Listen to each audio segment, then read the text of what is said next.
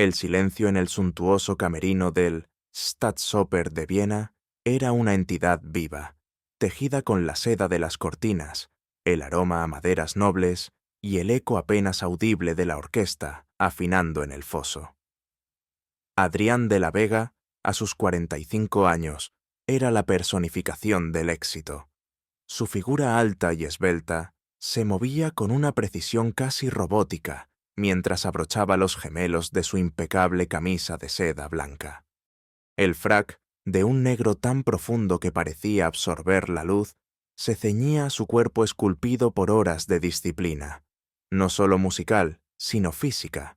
Su cabello, peinado hacia atrás con un brillo sutil, revelaba algunas canas prematuras en las sienes, marcas de una vida dedicada al control absoluto, a la perfección. Sus ojos, de un azul tan intenso como la noche más estrellada, poseían una cualidad penetrante, capaz de desentrañar cada nota, cada error, cada debilidad en una orquesta. Pero también guardaban una frialdad, un abismo de distancia, que rara vez permitía vislumbrar el torbellino de emociones que, ocultas, bullían en su interior. En su muñeca izquierda, un reloj de platino, regalo de un príncipe saudí, marcaba el paso de los segundos con una precisión helada, tan inquebrantable como su propia voluntad. Afuera, en el pasillo, su asistente personal, un joven nervioso llamado Marco, esperaba con la respiración contenida. La reputación de Adrián de la Vega, el director de orquesta más célebre y exigente del mundo, precedía su presencia. Un simple fruncimiento de ceño de Adrián podía provocar temblores, un suspiro, la anulación de contratos. Su genio era innegable, su humanidad un misterio impenetrable. Otro concierto, otra ovación, otro baño de gloria. ¿Y qué? El pensamiento, una letanía silenciosa, se repetía en la mente de Adrián mientras se miraba al espejo. El aplauso es hueco, el reconocimiento, una jaula de oro. ¿De qué sirve todo esto si el eco que resuena en mi alma es el de aquellas palabras? Mediocre, sin talento, nunca serás nada en la música, de la Vega. Estás perdiendo el tiempo y haciéndonos perder el nuestro. La voz del profesor Vargas, gélida y cortante como una cuchilla, aún lo laceraba, incluso después de 20 años. Aquel día, el día de su expulsión del Real Conservatorio Superior de Música de Madrid, fue el día en que Adrián de la Vega murió y nació algo más. Nació la obsesión, la necesidad de demostrarles a todos, a cada uno de ellos, pero especialmente a sí mismo, que estaban equivocados. Cada nota, cada ensayo, cada gira, cada premio, eran un puñetazo en el rostro de aquella humillación. Pero la perfección era un tirano, y la soledad, el precio. Había construido un imperio de sonido, una catedral de notas, pero estaba vacío. El aroma del frac nuevo, la textura sedosa de su camisa, la presión del reloj en su muñeca, todo le recordaba la armadura que había forjado. Una armadura para no sentir, para no volver a ser vulnerable, para no ser mediocre. Dejó escapar un suspiro imperceptible, el único indicio de la tormenta interna. El aire en el camerino era frío, pero la temperatura no era la causa. Era el frío de una vida sin calidez, sin una conexión real. Se ajustó el cuello de la camisa con una precisión mecánica. A miles de kilómetros, en un pequeño apartamento en el barrio de Carabanchel, en Madrid, el mundo de don Mateo Alarcón era un concierto muy diferente. El aroma a café de puchero y a tostadas quemadas se mezclaba con el olor a papel viejo y el rancio de los años.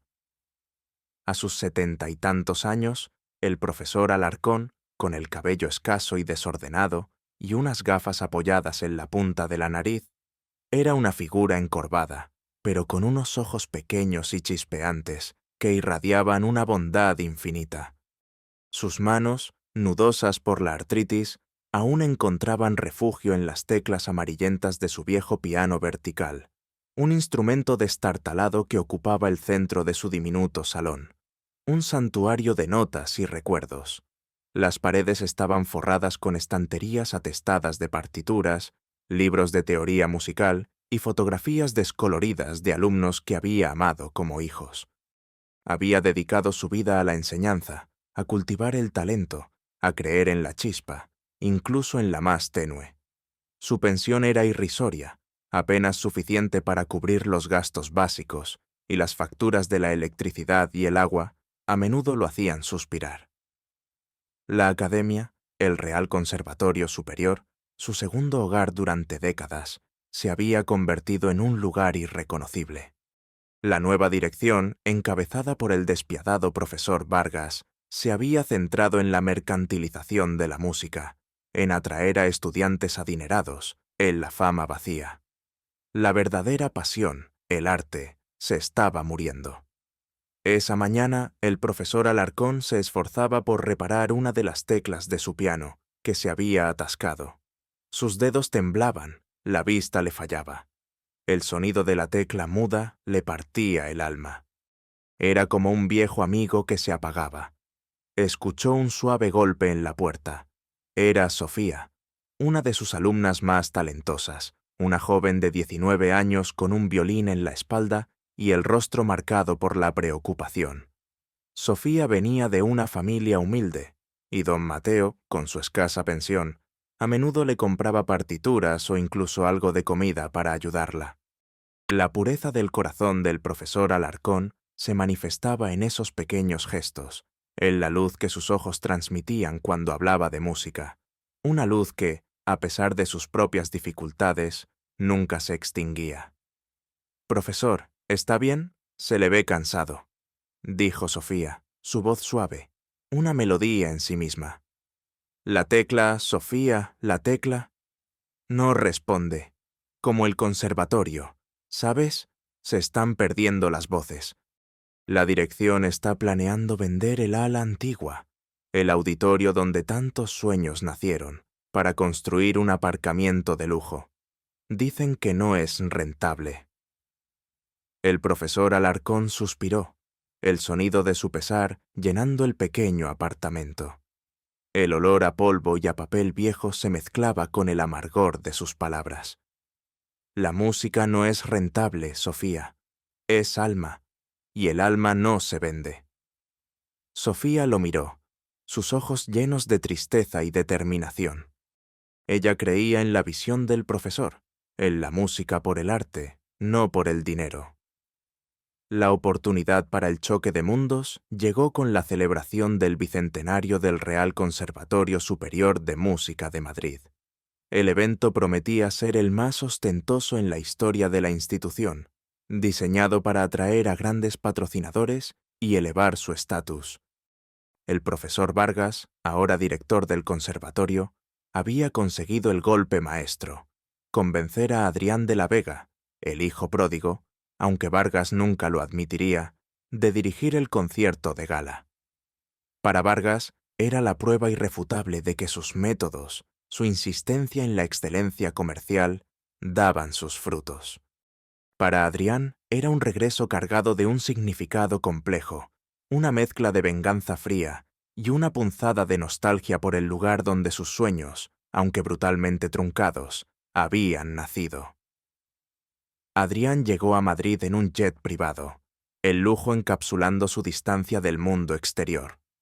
Descendió del coche oficial frente a la fachada barroca del Real Conservatorio, un edificio que evocaba el peso de la historia y el arte, pero que ahora se sentía extrañamente desangelado, desprovisto de su antigua alma. La alfombra roja, desplegada para su llegada, parecía una burla a su pasado. La luz del sol de Madrid, a diferencia del frío vienés, lo envolvió con una calidez inusual, casi incómoda. Los periodistas se agolpaban, los flashes cegaban, el murmullo de las preguntas era un coro caótico. El aroma a pulcritud y a cera, en contraste con la suciedad de las calles, era el primer indicio de su regreso. En la rueda de prensa, organizada en el imponente hall del conservatorio, Adrián mantuvo su semblante impasible. Las preguntas sobre su retorno triunfal y su legado se estrellaban contra su muro de indiferencia. Mi único legado es la música, respondió con voz fría, su mirada escrutando el auditorio. Luego, la visita guiada. El profesor Vargas, un hombre corpulento con un aire de importancia autoimpuesta y una sonrisa forzada, lo acompañó. Su aroma a perfume barato y a sudor frío era perceptible. «Ha cambiado mucho el conservatorio, Adrián», dijo Vargas, su voz untuosa. «Nos hemos modernizado, nos hemos deshecho de lo obsoleto. Hemos elevado el estándar». Sus ojos, pequeños y mezquinos, se detuvieron en Adrián, esperando una reacción. Pero Adrián solo asintió, su rostro una máscara. Caminaron por los pasillos, los mismos pasillos donde, de joven, había soñado y fracasado. El olor a humedad y a madera vieja se mezclaba con el recuerdo amargo. Entraron en las aulas, modernas y frías, sin el calor de la vida estudiantil de antaño. Adrián sentía una punzada, no de nostalgia, sino de una tristeza extraña, como si el conservatorio hubiera perdido su alma, y Vargas, su carcelero, lo supiera. Y entonces lo vio. En uno de los viejos pasillos, cerca de lo que parecía un aula de prácticas en desuso, una figura familiar se acercaba lentamente. Un hombre encorvado, con el cabello escaso, y una mirada que se perdía en los recuerdos. El profesor Mateo Alarcón. Su viejo maestro de teoría musical, el único que alguna vez lo había alentado, el único que había visto algo más allá de su mediocridad. El profesor Alarcón no llevaba un traje elegante, sino una chaqueta de tuit desgastada y unos pantalones viejos. El olor a alcanfor y a viejo papel de sus ropas era casi imperceptible. Caminaba con dificultad, apoyándose en un bastón de madera. En sus brazos llevaba una pila de partituras gastadas. Sus ojos, los mismos ojos pequeños y bondadosos, se posaron en Adrián, y por un instante el brillo de la sorpresa y la pena los llenó. Una pequeña arruga se formó entre sus cejas. Adrián, que había mantenido la compostura ante los flashes y las adulaciones, sintió que el aire lo abandonaba. Una punzada helada, no de resentimiento, sino de una profunda, casi insoportable tristeza, lo atravesó. Él, el hombre que controlaba orquestas enteras con un solo movimiento de batuta, se sintió de repente desarmado. El tiempo se detuvo. El profesor Alarcón se detuvo también, su mirada fija en el rostro de Adrián, reconociéndolo, pero también con una tristeza que parecía decir: «Has cambiado, muchacho. Has triunfado, pero ¿a qué costo?». La boca de Adrián se abrió ligeramente, pero ninguna palabra salió. La garganta se le había secado. El aroma a polvo y a pasado era abrumador. El profesor Vargas, ajeno a la conexión silenciosa entre ambos, intervino con su voz pedante. «Ah, profesor Alarcón, qué sorpresa verle por aquí. ¿No está ya demasiado mayor para deambular por los pasillos?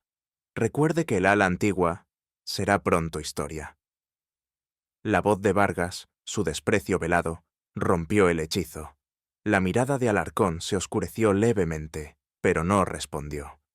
Solo sostuvo la mirada de Adrián, una mirada de reproche silencioso, de una pregunta no formulada. «¿Permitirás esto, Adrián? ¿Permitirás que destruyan lo que una vez fue nuestro hogar, nuestra alma?». Adrián sintió el peso de esa mirada, el peso de su pasado, de su supuesta victoria. La confrontación con Vargas, con la que había soñado durante años, se había vuelto trivial. La verdadera colisión no era con el hombre que lo había juzgado, sino con el que había creído en él, el que le mostraba ahora la verdadera decadencia de lo que había sido su alma. La escena se alargó en el tiempo. El sonido del bastón de Alarcón al golpear el suelo, el suave roce de su manga contra el brazo de Adrián al pasar, el leve olor a su colonia antigua, todo se grabó en la mente de Adrián. La semilla de la duda, de una incomodidad profunda, había sido plantada en el corazón de hielo de Adrián de la Vega. La venganza, se dio cuenta, era un plato frío, pero dejaba un regusto amargo, insoportable, incluso en la victoria. El encuentro con el profesor Alarcón había sido un choque sísmico en el mundo cuidadosamente construido de Adrián de la Vega. La gélida armadura que había forjado durante años, a base de perfeccionismo y distancia emocional, había recibido una fisura. La imagen de los ojos bondadosos pero tristes de Alarcón, su figura encorvada, su silencio elocuente, lo perseguían. En los ensayos para el concierto de gala, Adrián, que siempre había sido una máquina de precisión, se encontraba distraído. Su batuta, normalmente una extensión de su voluntad, se sentía extrañamente pesada. Las notas, que solían fluir con una claridad cristalina en su mente, se empañaban con el eco de la voz de Vargas llamándolo mediocre. Y, aún más doloroso, la silenciosa desilusión en la mirada de Alarcón. El aroma del polvo de los viejos telones en el auditorio se mezclaba en su mente con el de los libros antiguos en el apartamento de Alarcón. Mediocre. ¿Realmente lo era? ¿O lo habían convertido en ello? Pensaba Adrián, sentado en su lujosa suite del Hotel Ritz, con las luces de Madrid parpadeando a sus pies. Mi vida se convirtió en una carrera contra esa palabra. Cada galardón, cada ovación, era una respuesta. ¿Pero a quién? ¿A ellos o a mí mismo? La perfección es una prisión, lo sé. Siempre hay una nota más, un compás que podría ser mejor, una interpretación que podría ser más profunda. ¿Pero para qué? ¿Para qué la excelencia si el alma está vacía? Si la única compañía es el eco de un pasado que se niega a morir. Alarcón. Él fue el único que vio más allá del error, más allá de la disciplina. Él vio algo. Y ahora sus ojos me reprochan. No su voz, sino su silencio. ¿Y qué significa todo esto? ¿Qué significa mi regreso, mi triunfo, si lo que era el corazón de este lugar, la verdadera música, se está vendiendo, se está destruyendo? El frío del aire acondicionado en la suite se sentía como el frío de su propio aislamiento, el cual había cultivado tan cuidadosamente. Se levantó, el crujido de las sábanas de hilo de Egipto, y caminó hacia la ventana, su reflejo en el cristal borroso por la oscuridad de la noche. La ciudad se extendía, indiferente a sus tormentos. La fisura en su armadura se hizo más grande al día siguiente, durante una prueba de sonido en el auditorio principal. El profesor Vargas se acercó a Adrián. Su voz, aunque más respetuosa ahora, conservaba su tono pedante. «Director, necesitamos que el concierto sea un éxito rotundo. Los patrocinadores están ansiosos. La venta del ala antigua y la construcción del nuevo aparcamiento dependen de ello. La música es un negocio, después de todo. Hay que ser prácticos». Adrián lo miró, sus labios apretados.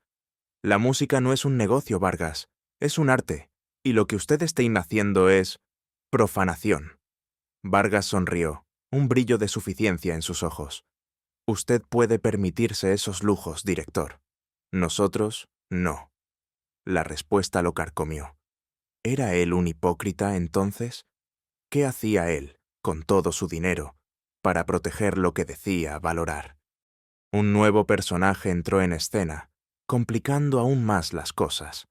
Se trataba de Clara Montero, una antigua compañera de estudios de Adrián, una violinista prodigio en su época, ahora una musicóloga respetada, pero con una vida discreta, dedicada a la investigación de partituras antiguas.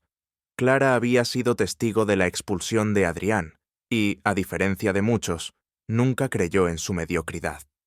Siempre vio una pasión, una intensidad, en su interpretación, incluso en su juventud. Ella había sufrido su propia serie de desilusiones en el mundo de la música, viendo cómo la mercantilización erosionaba el arte. Su vida, aunque sencilla, estaba llena de la riqueza de su conocimiento y de su amor por la historia musical. Su cabello, antes castaño, ahora estaba salpicado de plata, y sus ojos, de un verde intenso, mostraban la sabiduría y la melancolía del tiempo. Ella vivía en un pequeño piso lleno de libros y viejos instrumentos, donde el aroma a papel y a barniz añejo era constante. Clara se acercó a Adrián después de un ensayo, su voz suave, una melodía apenas audible.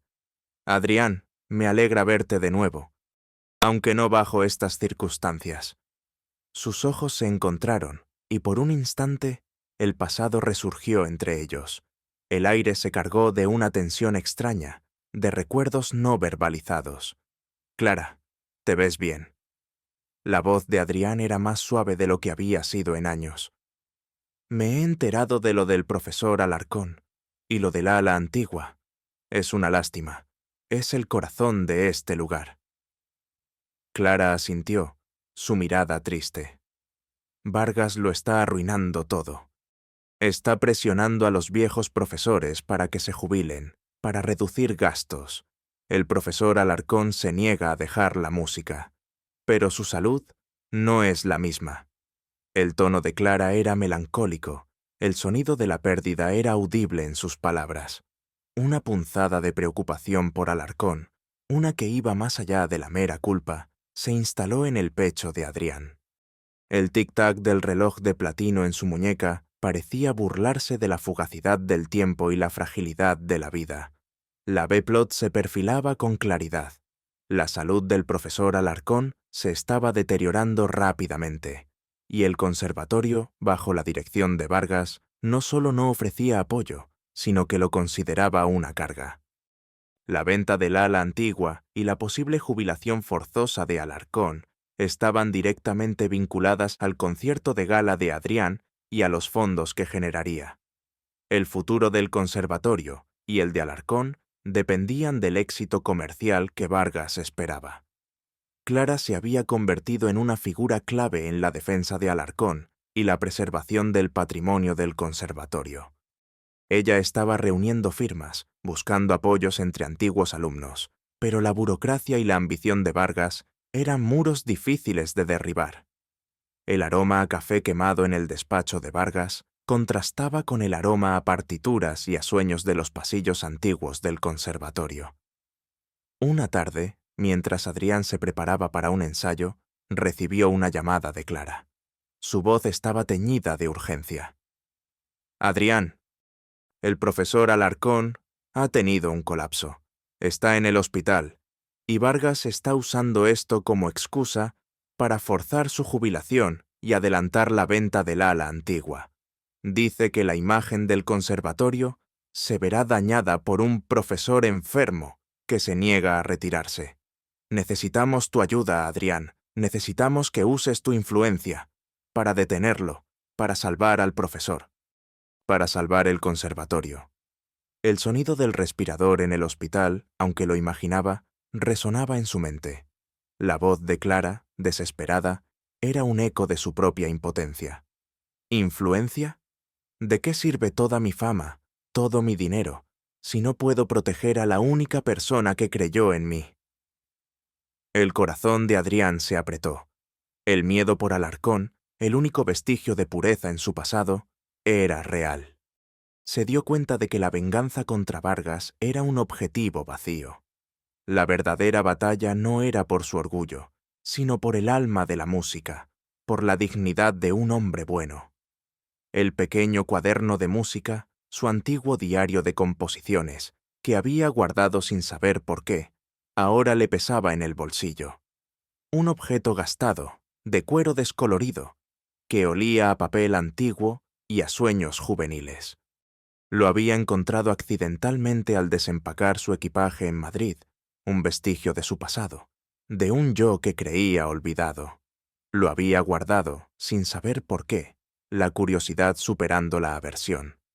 Ahora, ese cuaderno, con sus notas inmaduras y sus garabatos de juventud, parecía llamarlo, recordándole quién había sido antes de que el mundo lo endureciera. El frío de la habitación, el silencio de su soledad, se intensificaban. La lucha no era por él, era por lo que representaba el profesor Alarcón, por el arte. La armadura se estaba desmoronando, nota a nota, compás a compás. La llamada de Clara sobre el colapso del profesor Alarcón golpeó a Adrián con la fuerza de un crescendo inesperado. El diagnóstico era grave. Un fallo cardíaco, agravado por el estrés y la falta de cuidados adecuados. El sonido de los monitores de hospital, el débil jadeo del profesor, lo atormentaban. Don Mateo Alarcón, el alma del conservatorio, se aferraba a la vida en una cama de hospital. Su cuerpo frágil, su espíritu, sin embargo, inquebrantable. El aroma a desinfectante del hospital, a pesar de la distancia, se metía en sus fosas nasales, provocándole un escalofrío. El profesor Vargas no perdió el tiempo. Con la noticia de la enfermedad de Alarcón, intensificó su campaña para forzar su jubilación y vender el ala antigua del conservatorio. La narrativa de Vargas era clara. Alarcón era un vestigio del pasado, una carga para la institución. Los rumores de la inminente venta y el inminente desahucio de Alarcón de su humilde apartamento, que pertenecía al conservatorio, se extendieron como la pólvora. Vargas usó su influencia en la junta directiva para acelerar el proceso, sabiendo que el concierto de gala, dirigido por Adrián, sería su carta de triunfo para justificar la modernización. La tensión en el conservatorio era palpable, el aire cargado de una mezcla de resignación y una ira silenciosa. La vieja música, la verdadera música, parecía estar muriendo en cada pasillo. Adrián se encontró en una encrucijada. Por un lado, su reputación impecable como director de orquesta, su imagen pública, su relación con los patrocinadores del concierto. Cualquier acción que tomara para intervenir en el conflicto interno del conservatorio podría dañarlo. Los medios de comunicación, siempre hambrientos de escándalos, estarían al acecho. Podría perder contratos, credibilidad. Su agente, en una llamada de teléfono, le había advertido: «Adrián, tu nombre es una marca. No te involucres en dramas internos. Mantén tu distancia. Tu arte es lo que importa». La voz de su agente, fría y práctica, era un eco de su propio pasado, de la voz de Vargas. Pero por otro lado, estaba el profesor Alarcón, el hombre que había creído en él, y Clara, con su fe inquebrantable en la música y en la justicia. Adrián se debatía en una Dark Night of the Soul personal. Se encerró en su suite, los sonidos de la ciudad ahogados por la espesa alfombra y las paredes insonorizadas. Se sentía atrapado en la jaula de oro que había construido para sí mismo. El reloj de platino en su muñeca seguía marcando el tiempo, implacable, recordándole la urgencia. ¿De qué sirve la fama, Adrián? ¿De qué sirve el dinero, el reconocimiento, si no puedes salvar a la persona que te dio la primera chispa? ¿Si no puedes defender los ideales que juraste seguir? Su propia voz interior lo atormentaba, una orquesta caótica de reproches y dudas. Me llamaron mediocre, y lo fui. No por mi talento, sino por mi cobardía, por huir, por convertirme en un autómata de la perfección, olvidando el alma de la música, el alma de la humanidad.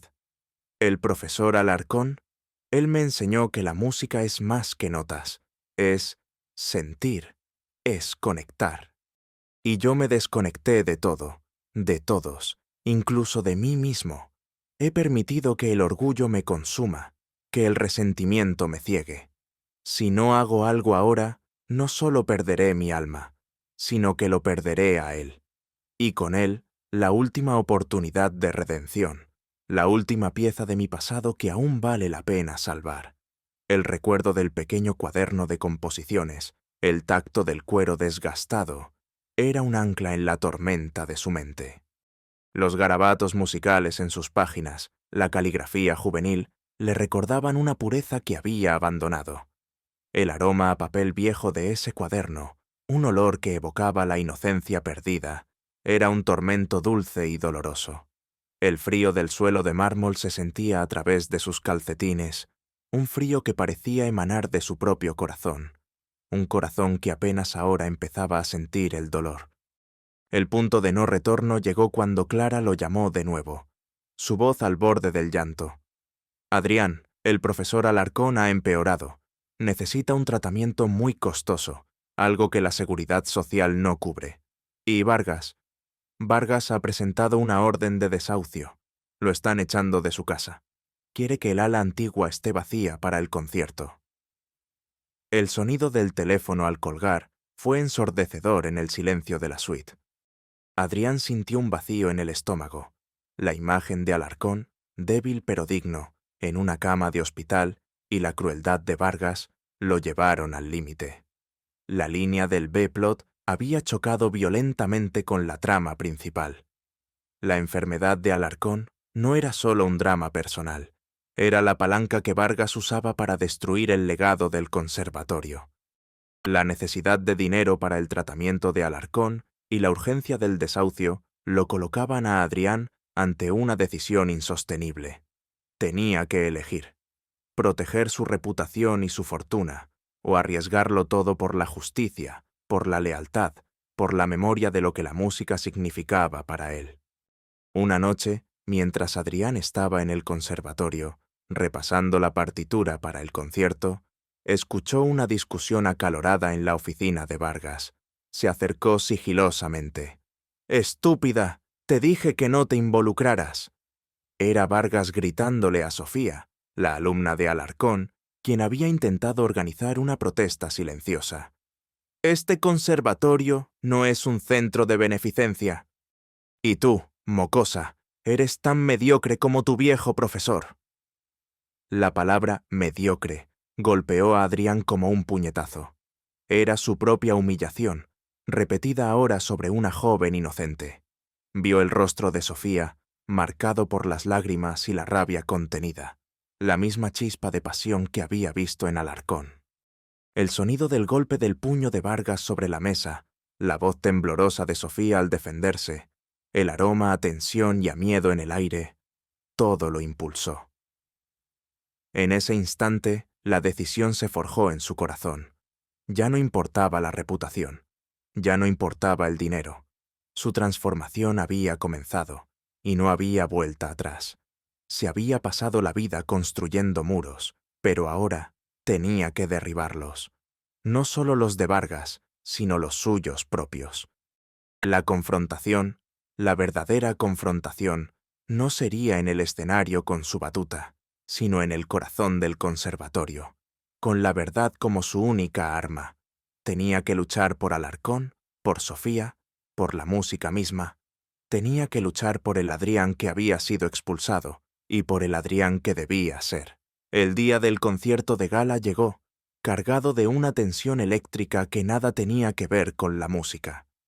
El Real Conservatorio Superior de Música de Madrid, engalanado para el bicentenario, rebosaba de invitados de la alta sociedad, críticos musicales y patrocinadores. El aroma a perfumes caros, flores frescas y el dulzor de los postres se mezclaba con el sutil olor a nerviosismo y expectación. Los flashes de las cámaras iluminaban la alfombra roja, y el murmullo de las conversaciones llenaba el gran hall, pero debajo de la superficie de la sofisticación, un drama estaba a punto de desatarse. Don Alejandro Rojas, el magnate de la construcción, se encontraba entre los invitados de honor, con su hijo Leo a su lado, un testimonio silencioso de su propia redención. Adrián de la Vega se encontraba en su camerino, su frac impecable, pero su corazón una tormenta. No había dormido. Había pasado la noche anterior en el hospital con Clara, al lado de la cama del profesor Alarcón, quien, a pesar de su debilidad extrema, le había susurrado una última petición. «No dejes que la música muera aquí, Adrián. Ella es más importante que cualquier dinero, que cualquier ego». El débil murmullo de su voz, el toque tembloroso de su mano en la de Adrián, habían sido la fuerza que lo impulsó. El pequeño cuaderno de composiciones, el símbolo de sus sueños perdidos y encontrados, estaba ahora en el bolsillo interior de su frac, pegado a su corazón, una fuente de coraje. El tacto del cuero desgastado, el aroma a papel antiguo, lo anclaban a su propósito. La orquesta ya estaba en sus asientos en el foso, afinando los instrumentos, un caos de sonidos que Adrián, en su estado actual, apenas registraba. El director del conservatorio, el profesor Vargas, entró en el camerino de Adrián, su rostro radiante con una sonrisa triunfal, su aroma a colonia barata y a sudor, más fuerte que nunca. «Director de la Vega», dijo Vargas, su voz untuosa. «Todo está listo. Los patrocinadores están entusiasmados. El contrato de venta del ala antigua se firmará mañana. Un éxito rotundo. Y el viejo Alarcón, bueno, no creo que dure mucho. Una carga menos para el conservatorio. La música necesita evolución, no reliquias». Su tono despectivo era insoportable. Adrián lo miró. Sus ojos azules, antes gélidos, ahora ardían con una furia fría y controlada. El tiempo se ralentizó. El ruido de los violines afinando, el susurro de la seda de su frac al moverse, el aliento de Vargas cerca de su rostro, todo se magnificaba. Este era el momento, la confrontación. El aire se cargó de una tensión palpable, casi eléctrica, que solo ellos dos parecían sentir. «Vargas». La voz de Adrián fue un susurro, pero tan cargada de autoridad que el director del conservatorio retrocedió un paso, su sonrisa vacilando. «Usted ha confundido la música con el dinero, el arte con el beneficio. Ha prostituido este lugar y ha destruido la vida de un hombre bueno por su avaricia. Y yo ya no voy a ser su cómplice». Los ojos de Vargas se abrieron de par en par. La incredulidad, luego la ira, cruzando su rostro. «¿De qué está hablando de la Vega? No se atreva. Usted me debe su carrera. Yo le di la oportunidad de regresar. Yo lo hice quien es». Su voz subió de volumen, el tono estridente. Adrián dio un paso al frente, acorralando a Vargas. «Usted me llamó mediocre, y quizás lo fui, no por mi talento, sino por mi cobardía. Por huir de este lugar cuando debía haberlo defendido, por permitir que hombres como usted arruinaran lo que amaba. Pero eso se acabó. Hoy la verdad saldrá a la luz. Y la verdadera música volverá a sonar en este conservatorio». El aire en la habitación se hizo más denso, casi asfixiante, con la tensión de las palabras no dichas. En ese momento, Marco, el asistente, anunció que era hora de salir al escenario. Adrián respiró hondo, ajustándose el frac. «Vargas», dijo Adrián, su voz ahora firme, «esta noche no solo dirijo una orquesta, dirijo una sinfonía de verdad y redención. Y usted será el primer testigo». Sin esperar respuesta, Adrián salió del camerino, dejando a Vargas petrificado y con la boca abierta. El gran auditorio del conservatorio era un espectáculo.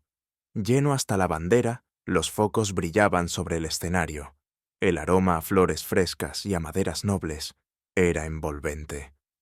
Adrián apareció en el podio y el auditorio estalló en aplausos ensordecedores. El sonido de miles de manos batiendo, el murmullo de la admiración, el brillo de las cámaras, todo era parte de su rutina. Pero esta noche era diferente. Se giró hacia la orquesta, alzando su batuta. El silencio cayó sobre el auditorio, expectante, tenso. Sintió el peso del cuaderno en su bolsillo, pero antes de que la batuta descendiera para dar la nota de inicio, Adrián bajó el brazo, y la orquesta, sorprendida, quedó en silencio. Se giró para mirar a la audiencia, sus ojos escrutando cada rostro. Su mirada se detuvo en la primera fila, donde el profesor Vargas, con una sonrisa forzada, lo observaba. Los murmullos comenzaron a escucharse. Adrián sintió el sudor frío recorrer su espalda. Esta era la confrontación final. El aire se cargó de una tensión casi insoportable. La respiración de la audiencia era apenas perceptible. «Buenas noches, Madrid», dijo Adrián, su voz resonando en el auditorio, clara y potente, sin micrófono. «Esta noche no solo celebraremos el bicentenario de esta venerable institución, celebraremos la verdad y la música». Hizo una pausa dramática. El silencio era tan denso que casi se podía oler. «Hace 20 años fui expulsado de este conservatorio, tildado de mediocre. Fui juzgado por mi talento, o la supuesta falta de él. pero la verdadera mediocridad reside en el alma, no en las notas, en el corazón de aquellos que sacrifican el arte, la humanidad, por la avaricia y el poder. Sus ojos se clavaron en Vargas. La sonrisa de Vargas se borró. Hoy, continuó Adrián, su voz ganando fuerza, quiero hablarles del profesor Mateo Alarcón, un hombre que me enseñó el verdadero significado de la música, el único que vio más allá de mi orgullo y mi ambición. Un hombre que, en este momento, lucha por su vida en un hospital, víctima de un sistema que lo ha abandonado, que lo ha desahuciado de su propia casa, que ha intentado silenciar su voz, su legado, todo para vender el alma de este conservatorio. El murmullo en el auditorio creció, esta vez de indignación, no de admiración. Los flashes de las cámaras comenzaron a dispararse, frenéticos. La gente se removía en sus asientos. Algunos miraban a Vargas, cuya cara se había vuelto lívida. Y lo que es peor, continuó Adrián, su voz convirtiéndose en un lamento. La partitura que esta noche íbamos a tocar, la que el profesor Vargas insistió en que fuera la pieza principal, fue compuesta por mí, sí. Pero la idea, la melodía central, nació en este cuaderno. Sacó el pequeño cuaderno de su frac, levantándolo para que todos lo vieran. El cuaderno, gastado por el tiempo, se veía insignificante en sus manos, pero su significado era inmenso. Esta melodía, que escucharán esta noche, la escribí yo, hace 25 años, cuando era un estudiante, cuando aún creía en la pureza de la música. La escribí en secreto, en mis horas más bajas, y se la mostré solo a una persona, al profesor Alarcón. Él la reconoció, la alentó, y fue su inspiración la que me permitió desarrollarla. El profesor Vargas, en cambio, la vio y la descartó como infantil y sin futuro, cuando me expulsó. La verdadera melodía, el verdadero corazón de esta composición, no es mía. Es de un hombre que creyó en el arte por encima de todo. Es de Alarcón. Y ahora Vargas quiere usar esta música, que él despreció, para financiar la destrucción de lo que el profesor Alarcón representa. El silencio en la sala era total, un silencio tan espeso que se podía cortar con un cuchillo. La revelación fue un golpe, una bofetada al rostro de la audiencia, y sobre todo al profesor Vargas, quien se había levantado de su asiento, su rostro retorcido por la furia, intentando gritar, pero su voz no salía. La verdad, completa y devastadora, había sido expuesta. La audiencia observaba a Vargas con desprecio. La mentira, el engaño, la hipocresía del director del conservatorio se desmoronaban ante sus ojos. Adrián había hecho su elección. Había sacrificado su imagen de director intocable, su estatus, su orgullo, para revelar la verdad, para luchar por la justicia, por la memoria de un hombre bueno y por el alma de la música. Con una mirada final a Vargas, quien ahora era un mero objeto de desprecio, Adrián se giró hacia la orquesta. Sus ojos azules, ahora llenos de una emoción cruda y profunda, se encontraron con los de cada músico. La batuta se alzó, no con la fría precisión de antaño, sino con una pasión renovada, una energía que venía de lo más profundo de su ser. El primer compás de la sinfonía resonó en el auditorio.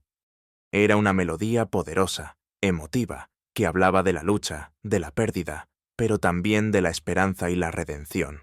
La música, finalmente, era su verdadero lenguaje, y su corazón, por primera vez en años, estaba completamente abierto. La actuación de Adrián de la Vega aquella noche no fue solo un concierto, fue un manifiesto, una explosión de verdad y pasión que resonó más allá de las paredes del Real Conservatorio. La orquesta, inspirada por la inusual vulnerabilidad y la fuerza de su director, tocó con una emoción cruda y una brillantez que conmovió a todos los presentes. La pieza, la misma que Vargas había tildado de mediocre, años atrás, se reveló como una obra maestra, un testimonio de la resiliencia del espíritu humano y la belleza del arte. El auditorio, al finalizar la última nota, estalló en una ovación que duró minutos, no solo por la música, sino por el valor y la honestidad de Adrián. Los flashes de las cámaras eran incesantes, capturando el rostro bañado en lágrimas de algunos asistentes, el de don Alejandro conmovido en la primera fila, y el de Vargas, lívido y descompuesto. Las consecuencias de la revelación fueron inmediatas y devastadoras para el profesor Vargas. Al día siguiente, los periódicos no hablaban del concierto, sino del escándalo en el conservatorio y de la doble moral de su director.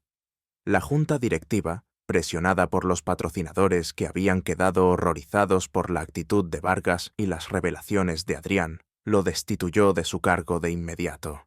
Su ambición y su crueldad lo habían llevado a la ruina. Su nombre quedó manchado para siempre, exiliado del mundo de la música y de la alta sociedad. El aroma a alcohol y a fracaso, que ahora lo rodeaba, era perceptible a distancia. Lo primero que hizo Adrián al día siguiente fue ir al hospital. El profesor Alarcón, aún débil, lo recibió con una sonrisa que iluminó la habitación. El sonido de los monitores, antes una tortura, ahora era una melodía de esperanza. Adrián, has salvado la música. Y me has salvado a mí, susurró Alarcón, las lágrimas rodando por sus mejillas. Adrián se arrodilló junto a su cama, tomando su mano nudosas. Usted me salvó a mí, profesor, hace 25 años, y ahora tengo la oportunidad de devolverle un poco de lo que me dio. El tratamiento médico más avanzado para Alarcón fue costeado por Adrián, sin dudarlo. La comunidad musical, conmovida por la historia, se unió para apoyar al profesor, organizando eventos benéficos y fondos. Sofía, la alumna de Alarcón, quien había defendido a su maestro con valentía, se convirtió en una voz inspiradora en la lucha por preservar el alma del conservatorio. Su violín, que antes parecía llorar, ahora cantaba con esperanza. La Biplot encontró su dulce resolución. La salud del profesor Alarcón mejoró de manera milagrosa. Aunque nunca recuperaría su vigor juvenil, pudo volver a dirse frente a su viejo piano, sus dedos acariciando las teclas con una renovada ternura, y seguir enseñando a unos pocos alumnos selectos, entre ellos Sofía, en un pequeño estudio que Adrián le ayudó a montar, lejos de la burocracia del conservatorio. La vieja tecla rota fue reparada, y el piano volvió a sonar con su melodía completa, un símbolo de la vida restaurada. Sofía, con el apoyo de Adrián, que se convirtió en su mentor, floreció como violinista, su talento brillando con una luz propia, pura y desinteresada. Su música era un homenaje a Alarcón y un canto a la justicia. Adrián de la Vega experimentó una transformación profunda. La frialdad que lo había caracterizado durante años se desvaneció, reemplazada por una calidez y una humanidad que sorprendieron a todos. No abandonó la dirección de orquesta, pero su enfoque cambió. Su música, antes técnicamente perfecta, pero emocionalmente distante, ahora resonaba con una profundidad, una pasión, una vulnerabilidad que cautivaba al público. Se convirtió en un defensor apasionado de la música como arte y no como negocio, utilizando su influencia y su fortuna para apoyar a jóvenes talentos de bajos recursos y a instituciones que, como el conservatorio, luchaban por mantener su integridad artística. Estableció un fondo a nombre del profesor Alarcón para becas y para la restauración del ala antigua del conservatorio. El sonido de las obras, ahora un eco de esperanza, llenaba los pasillos, restaurando el edificio a su antigua gloria. El Real Conservatorio Superior de Música de Madrid, bajo una nueva dirección, comenzó un proceso de renovación, no solo física, sino espiritual.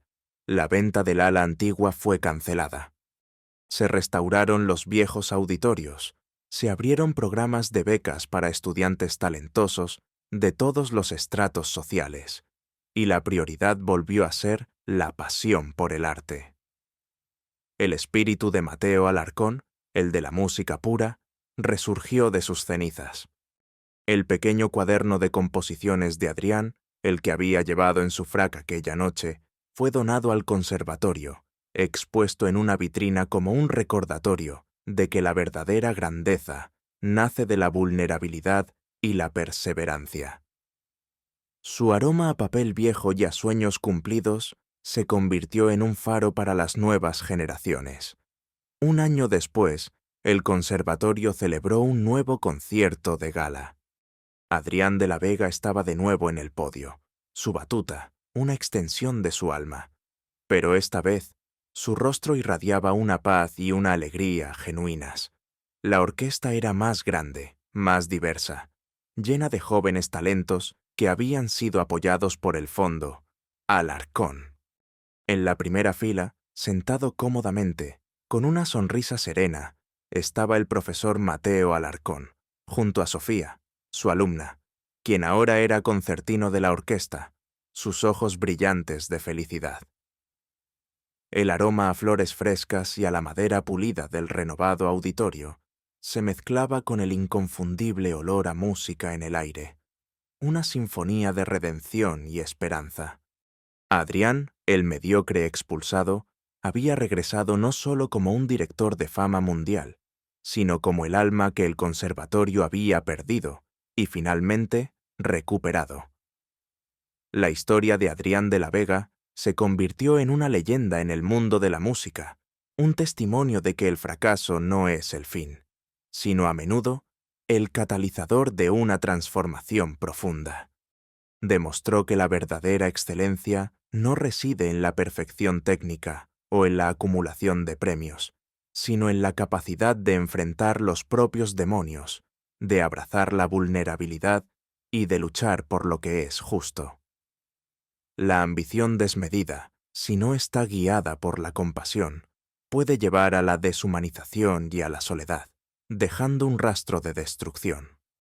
Pero la fe en el arte, la lealtad a los principios y la voluntad de sacrificar el orgullo por una causa mayor, tienen el poder de curar las heridas del pasado, de inspirar a otros y de devolver la vida a lo que parecía perdido. La música, en su esencia más pura, es un lenguaje del alma, un recordatorio de que la verdadera sinfonía de la vida se compone de notas de perseverancia, armonías de perdón y melodías de amor. Y Adrián de la Vega, el mediocre que se negó a serlo, finalmente encontró su propia melodía, una que resonaba con la riqueza de un corazón transformado.